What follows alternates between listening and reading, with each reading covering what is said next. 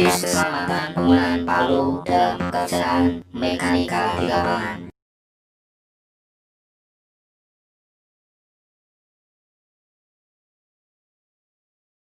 Assalamualaikum warahmatullahi wabarakatuh. Sobat safety di tanah air, ya saya berharap kita semuanya sehat selalu setiap waktu untuk menuju masa depan yang lebih cerah.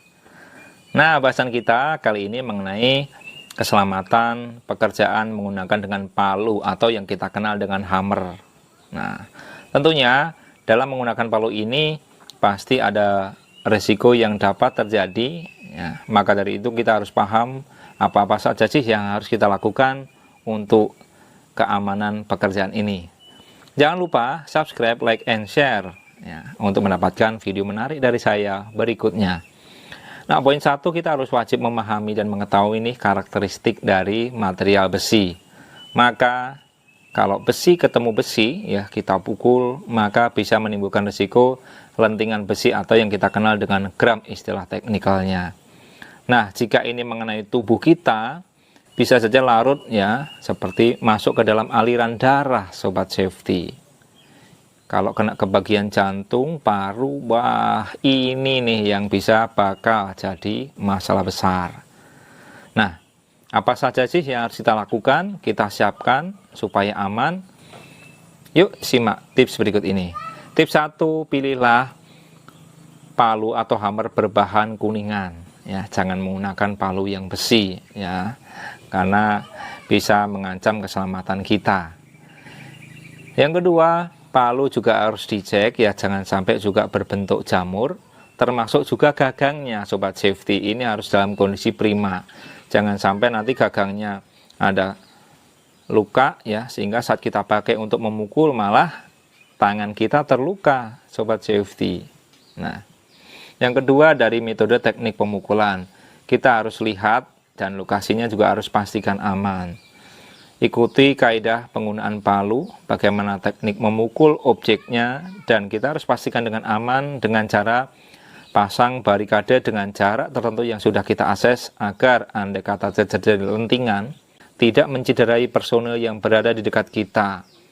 Memasang pita barikade adalah salah satu opsi terbaik supaya orang tidak mengakses dari radius potensi lentingan material saat kita memukul dengan palu. Nah, berikutnya, palu ini juga beragam ukurannya ya, dan beratnya. Ada yang bahkan sampai 5 kilo, yang 10 kilo. Maka kita harus juga pikirkan, sobat safety, bagaimana ya keamanan kita supaya tidak terpapar risiko lentingan material ini. Tips singkat ya, gunakan APD face shield ya, sarung tangan dan juga baju las atau welder. Memang agak sedikit risiko, tetapi setidaknya kita bisa lebih safe. Andai kata itu besi masih bisa melenting, setidaknya sudah tertangkap ya, kena duluan dari apronnya atau baju lasnya. Nah, kemudian ya, palu ini setelah kita pakai kita juga harus rawat ya, lakukan penggerindaan rutin, sobat safety. Jangan sampai nanti palunya berbentuk jamur, ini dipakai malah meleset, bisa juga mencederai personil yang melakukan pekerjaan ya. Nah, banyak kasus ya terjadi, dan ini bisa berakibat fatal accident ya, atau berakibat kematian karena nancep ya ke bagian paru atau organ vitalnya ya, sehingga ini harus benar-benar kita cermatin. Meskipun aktivitasnya singkat, hanya pukul memukul ya. Tapi jangan lupa, sobat safety, keamanan dan keselamatan kita ini adalah jadi prioritas yang utama.